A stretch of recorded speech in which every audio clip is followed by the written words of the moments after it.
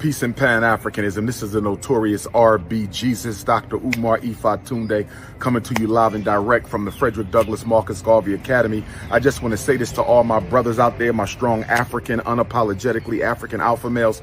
You got to be patient with the sisters, my brother. Don't be looking for a woman to be perfect. I'm seeing too many men who are expecting their women, their wives, their queens, their fiancés, their baby mamas to be perfect, okay? When she snap off at you and she was unjustified in snapping off at you, I need you to understand, she's not reacting to you. She's reacting to every black man who has ever disappointed her in her life, beginning with her father. So when you say, I didn't even deserve that, she didn't have to respond like that, she's not reacting to you. Emotionally unhealthy people operate in their unconscious. They rarely operate through their consciousness. So when she snaps off at you, black man, understand, you should not take it personal. You should not take it personal. You should not take it personal, because she's not snapping off at you. She's snapping off at all of the black men who have ever disappointed her in her history, going back to her father. It's not about you. It's about all of us. And we as black men need to understand that when we traumatize our black women, we're creating a potential nightmare for her next king. You understand? So brothers, even if you don't plan on being with a woman, if you got to leave her, whatever the case may be, if you're wasting her time, let her go, because you're building trauma. You're helping her to build more trauma that she don't need. She got enough trauma as it is. And when you hand her off to the next man, when she gets into the next relationship, the next marriage, the next child's father, now he got to deal with all the hurt and pain that you caused her. So we black men, we are responsible. We are responsible for the pain that a lot of other black men are going through because of how we traumatized their woman before they got them. Black power. The father lives in the same city with you guys? We have no idea where he is. We haven't seen him since my son was like 6, 7. We were married, now we're divorced. So he seems to harbor a lot of emotions from our divorce and from our separation. So he doesn't really want to have too much to do with me, which is fine. But I just don't know what to do, because I never want my son to feel like I'm taking him away from his father. My son was, smoking weed, and he ended up selling an edible to a kid who ended up going to the hospital. And when I ask him, why are you doing this? He's just like, I just want to numb myself so I don't have to think about not having my dad around. So it's starting to affect him. Does he have a father figure who spends time with his son? Uncle, brother from the community, coach? Does he have any male? My stepdad, yes, my stepdad. And then he was playing basketball, but he's somewhat given up on it because he's saying he's not good. He's not really, confident in how he plays. So he did have like his basketball coaches, but he's just given up on the sport altogether. So I do have my stepfather. When the father does pop up, how long does he pop up for? Like, is this a 5-minute, how you doing? Is he there for the day? How do these pop-ups look? The pop-ups look like him texting him, hey son, how are you? They speak for maybe and it doesn't matter where he is. He'll text my son Monday morning, 11 a.m. on a school day while he's in school, and he'll just text him out of nowhere. He'll stick around for maybe 3 weeks. He won't make any plans to come see him, but he will absolutely text him and call him. And he'll stick around for 3 weeks, and then one day my son will text him because he says, oh, well, I haven't heard from my dad in a little while, and then the text messages don't go through. He tries to call, and the call is just saying it's, disconnected. So, yeah. Okay. I wouldn't stop the pop-ups. Okay. Some contact is better than none at his age, because he's a teenager now. Mm-hmm. How does he deal with the pop-ups? Like, does he talk to his dad? Is he enthusiastic to see him? He's so enthusiastic to the point where he was in school, his dad texted him, and his teacher told him to put the phone down, and he wouldn't. He refused to. Okay, so he definitely looks for it. Yeah, I wouldn't stop it. You know what? Have him write a letter to his father asking for more consistent and scheduled time. Okay. And let's see how see if that'll touch him a little bit enough where he'll try to do a little better. I mean, the fact he popping up does show his son is on his mind, so that's a good thing. We just need him to be consistent. Go ahead. I'm sorry. The pop-ups, they come sporadically. It could be in a year where we hear from him, or it could be next week.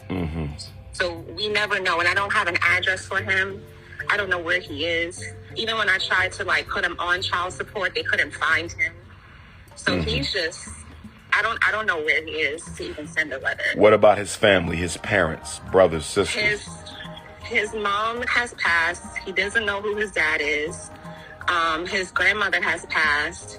The only two people he does have in his life are his uncle, which I have no idea where he is. He is sickly. He has kidney failure, and diabetes and hypertension, all that good stuff.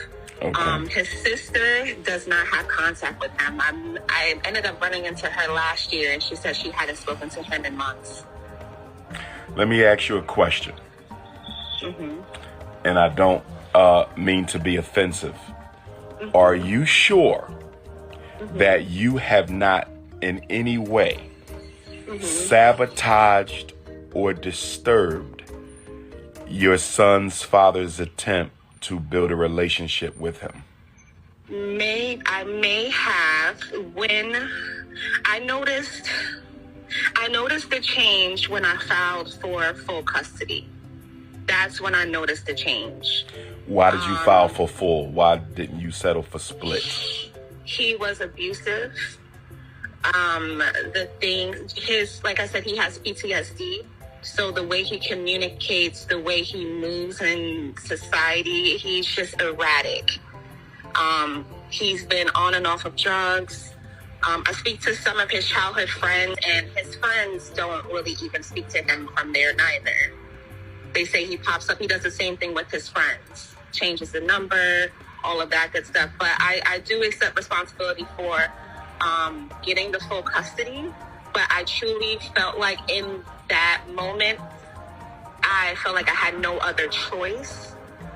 I was scared that he would take my son from the school and hide him. It was just so many things that were happening. He would be outside my window, screaming and yelling, just really, really erratic. And it just made me fearful. So that was when I noticed the change. Okay, I understand. Well, let me offer you this. If you're ever able to speak to his dad, if you would like to do a mediation session with me, I would be more than willing to do that. I would love that. The three of us on the phone, virtually, in person may be difficult, but definitely virtually or on the telephone, we can do that. Okay. I'm so appreciative of you. Thank you so much for taking the time out of your day. No problem. I'm so appreciative. No problem, Queen. Keep me posted. Okay, will do. Okay, now. All right. Thank you. Bye-bye. Now, I want to say this to the black women in the chat. Some of y'all said that, why have the son write a letter to the father? Because the son needs the father. This is not a time for ego. See, the problem with some of you black women, not most, but some, many of you, but not most, a lot of you do not value fatherhood because you didn't have your father. I'm talking to black women right now. I always get on the brothers for you. I'm going to get on you for the brothers right now. I'm talking to black women right now. A lot of black mothers did not have their fathers, or did not have their fathers in a productive or successful way. And because your life was hell with your father, because your father mistreated your mother, because your father abandoned you, somehow in your narcissistic trauma, in your traumatic narcissism, you decided that your masculine child would be better off without his dad. How dare you? You selfish ass woman. How dare you decide that your masculine child, you're a woman, you're not a man. You've never lived as a man. You don't know what it's like to be a black man. You don't know what it's like to be a black boy. But because of your family trauma, because of what your father did to you, or because of what your father did to your mother, your selfish ass, yes, your selfish ass black woman, some of you, you decided because of your own family trauma that ain't got nothing to do with that man. That man's son, that boy's father has nothing to do with what your father did to you.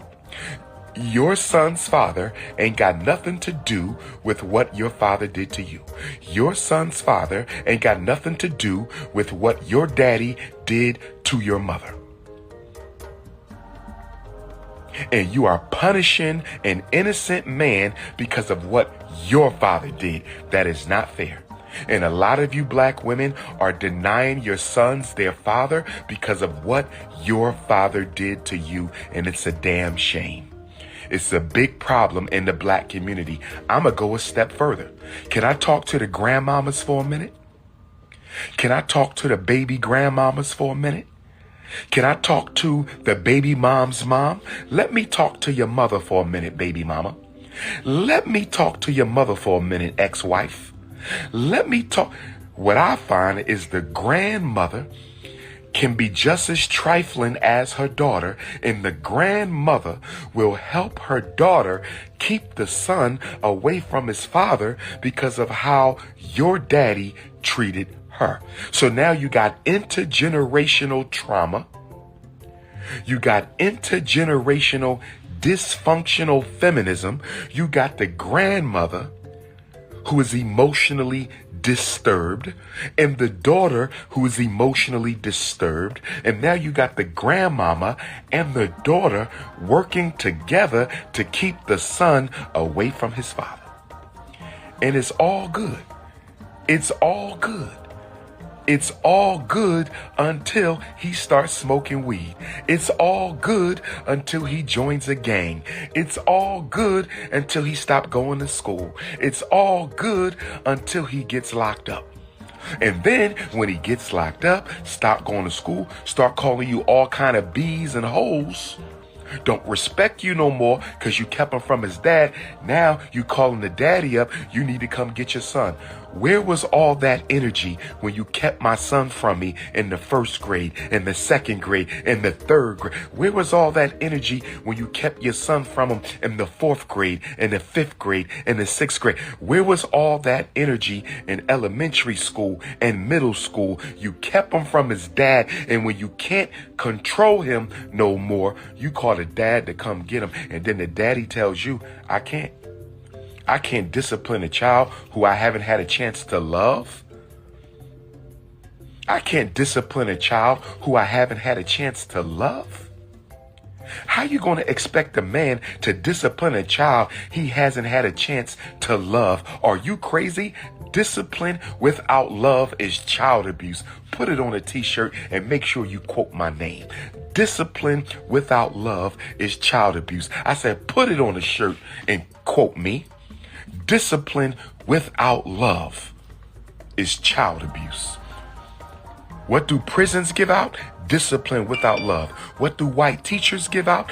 Discipline without love. What do police give out? Discipline without love. And what do emotionally disturbed black people give to our children?